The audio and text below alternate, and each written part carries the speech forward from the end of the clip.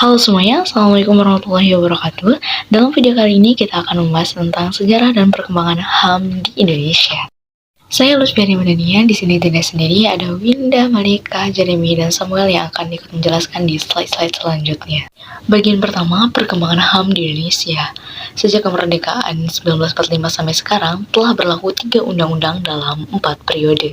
Pertama, 18 Agustus 1945 sampai 27 Desember 1949 berlaku UUD 1945. Kedua, 27 Desember 1949 sampai 17 Agustus 1950 berlaku Konstitusi RIS. Ketiga, 17 Agustus 1950 sampai 5 Juli 1959 berlaku UUDS 1950. Keempat, 5 Juli 1959 sampai sekarang berlaku kembali Undang-Undang Dasar 1945. Pencantuman pasal-pasal HAM di setiap undang-undang berbeda satu sama lainnya. Di UUD 1945 hanya tercantum beberapa saja. Di Konstitusi RIS dan UUDS 1950 itu hampir bulat-bulat mencantumkan isi dari Deklarasi HAM PBB. Saat kembali lagi ke UUD 1945, secara yuridis formal tidak selengkap isi Deklarasi HAM PBB karena hanya mencantumkan beberapa pasal saja, khususnya 27, 28, 29, 30, dan 31. Nah, pada awal Orde Baru itu tujuan pemerintah adalah melaksanakan HAM di UUD 1945 dan berupaya untuk melengkapinya. Selanjutnya adalah perkembangan pemikiran HAM di Indonesia. Secara garis besar, perkembangan pemikiran HAM di Indonesia itu terbagi menjadi 2 periode, yaitu sebelum dan sesudah kemerdekaan, yang akan dijelaskan oleh teman-teman saya yang selanjutnya. Perkembangan pemikiran HAM dalam periode sebelum kemerdekaan dapat kita jumpai dalam beberapa organisasi pergerakan masyarakat di masa penjajahan. Yang pertama ada Budi Utomo. Jadi pada masa ini, poin utama yang diperjuangkan oleh Budi Utomo adalah pemikiran-pemikiran terkait kebebasan berserikat dan mengeluarkan pendapat secara bebas. Selanjutnya ada Perhimpunan Indonesia. PI ini lebih menitik beratkan pada hak untuk menentukan nasib sendiri. Dengan kata lain, ada hak untuk merdeka dari penjajahan. Selanjutnya ada Sarekat Islam. Sarekat Islam lebih menekankan pada usaha-usaha untuk memperoleh penghidupan yang layak dan bebas dari penindasan dan diskriminasi rasial yang kala itu dilakukan oleh bangsa kolonial. Selanjutnya ada Partai Komunis Indonesia atau PKI. PKI lebih menitik beratkan mengenai hak-hak yang bersifat sosial dan menyentuh isu-isu yang berkenaan dengan alat produksi. Selanjutnya ada Indische Partij. Pemikiran HAM yang paling menonjol adalah hak untuk mendapatkan kemerdekaan, serta mendapatkan perlakuan yang sama dan hak kemerdekaan. Kemudian ada Partai Nasional Indonesia. PNI lebih mengedepankan pada hak untuk memperoleh kemerdekaan.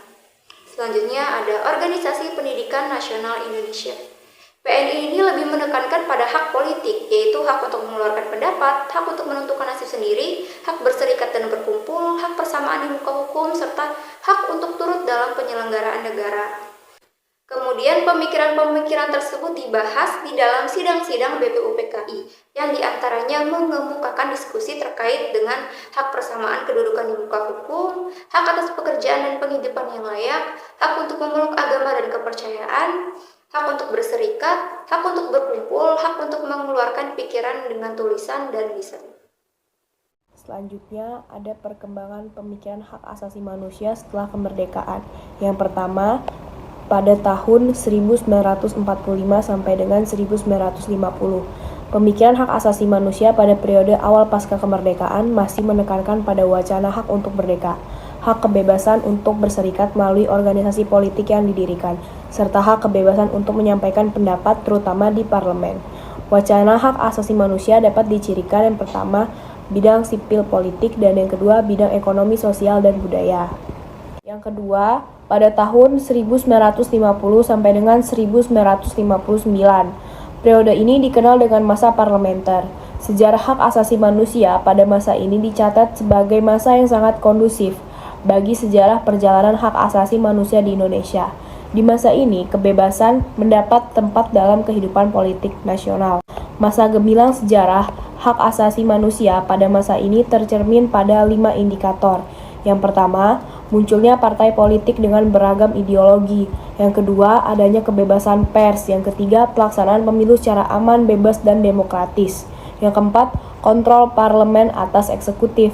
Yang kelima, perdebatan HAM secara bebas dan demokratis. Pada periode ini, Indonesia meratifikasi 2 konvensi internasional hak asasi manusia, yaitu yang pertama, Konvensi Jenewa tahun 1949, yang kedua, Konvensi tentang Hak Politik Perempuan. Selanjutnya, yaitu pada tahun 1959 sampai dengan 1966. Pada periode ini, sistem demokrasi terpimpin berlaku.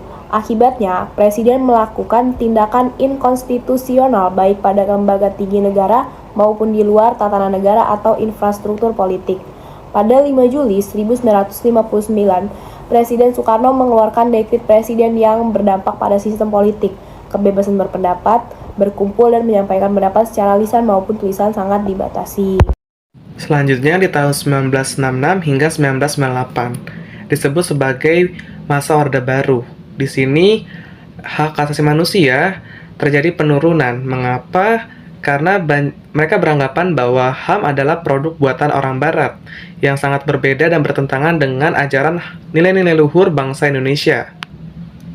Lalu, di masa Orde Baru terkenal dengan adanya sikap pemerintah yang otoriter, anti-kritik, sentralistik, dan melarang adanya aktivitas atau gerakan yang berbeda pendapat dengan pemikiran pemerintah dan akan dicap sebagai anti-Pancasila. Sehingga di masa ini, pemerintahan Soeharto tidak memiliki oposisi. Karena itu membuat masyarakat menjadi susah untuk beranggapan, susah untuk menyampaikan pendapat, karena hak asasi manusia mereka dalam berpendapat dibatasi oleh pemerintahan, sehingga timbulnya beberapa peristiwa yang terjadi yang menyentuh ranah hak asasi manusia dari ringan hingga berat. Di antaranya ialah kasus peristiwa Tanjung Priuk. Karena banyak desakan dari masyarakat, aktivis mahasiswa hingga lembaga swadaya yang menuntut adanya reformasi terhadap tuntutan hak asasi manusia, itu berbuah hasil di tahun 90-an, sehingga pemerintah membuat dan membentuk lembaga Komnas HAM atas surat keputusan Presiden untuk memantau, menyelidiki, hingga memberi saran dalam penegakan hak asasi manusia. Dan puncaknya adalah reformasi tuntutan yang dicetus oleh Dr. Amin Rais untuk menurunkan Presiden Soeharto dari kepemimpinannya, sehingga masa Orde Baru pun berakhir dan HAM berganti ke masa berikutnya. Periode pasca Orde Baru tahun 1998 adalah era paling penting dalam sejarah HAM di Indonesia.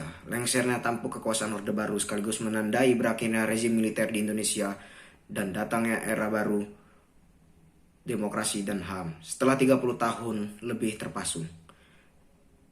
Di bawah rezim otoriter pada tahun itu, Presiden Soeharto digantikan oleh B.J. Habibie yang kala itu menjabat sebagai Wakil Presiden RI pada masa Habibie. Misalnya, perhatian pemerintah terhadap pelaksanaan HAM mengalami perkembangan yang sangat signifikan.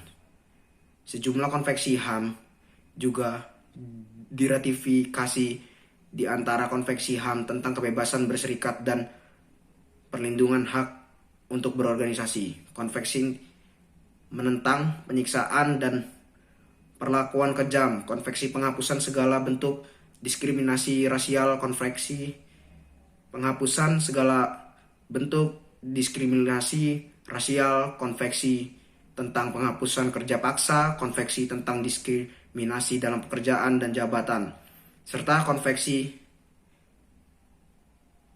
tentang usia minimum untuk diperbolehkan bekerja. Kesungguhan pemerintah B.J. Habibie dalam perbaikan pelaksanaan HAM ditunjukkan dengan pencanangan program HAM yang dikenal dengan istilah Rencana Aksi Nasional HAM yang dilakukan pada Agustus 1998.